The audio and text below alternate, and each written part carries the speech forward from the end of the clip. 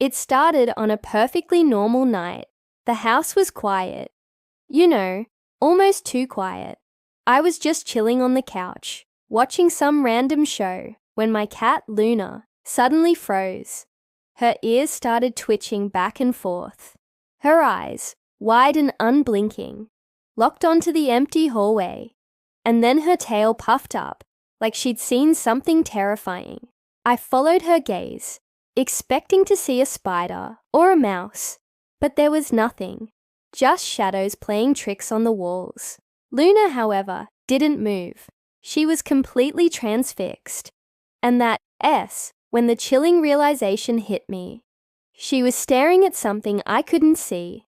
At first, I tried to laugh it off. "It's probably just a bug, Luna," I said, my voice a little shakier than I intended. I was trying to calm myself down as much as her, but Luna wasn't playing. She crouched low to the ground, a soft, guttural growl rumbling in her chest. Then she did something I'd never seen before. She meowed at the empty air. Not just a random meow, but a deliberate conversational one, like she was talking to someone who wasn't there. That night, sleep was out of the question for her. Every few minutes, she'd bolt back to that same spot in the hallway, staring, pacing back and forth, and making these little chirping sounds. It was like she was communicating.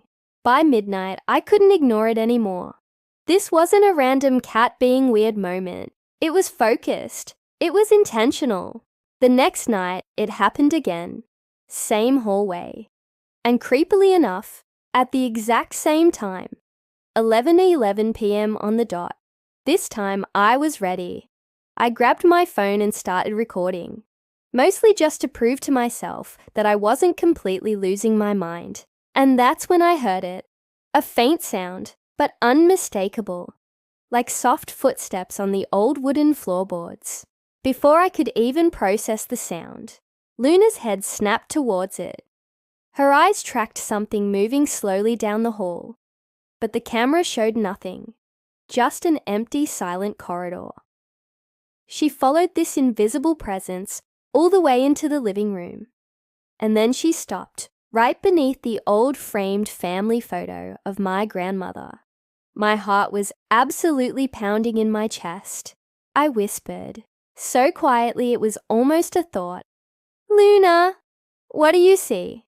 She looked up at the photograph, then turned to look directly at me and let out a soft, gentle purr. That was the first time she'd purred all night. I didn't sleep a wink. The next morning, I went straight to the hallway, checking everything, looking for any rational explanation. Nothing seemed out of place.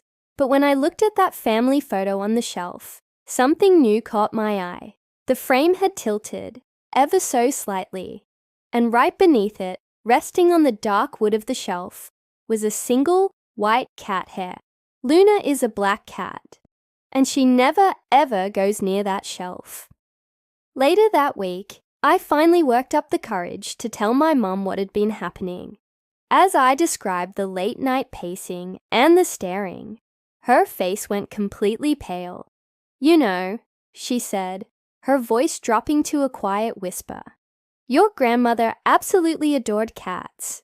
She always used to say they were protectors, special creatures that could see the things that we couldn't." I just stared at Luna, who was now sitting calmly beside me, her eyes half closed as if she already knew exactly what we were talking about.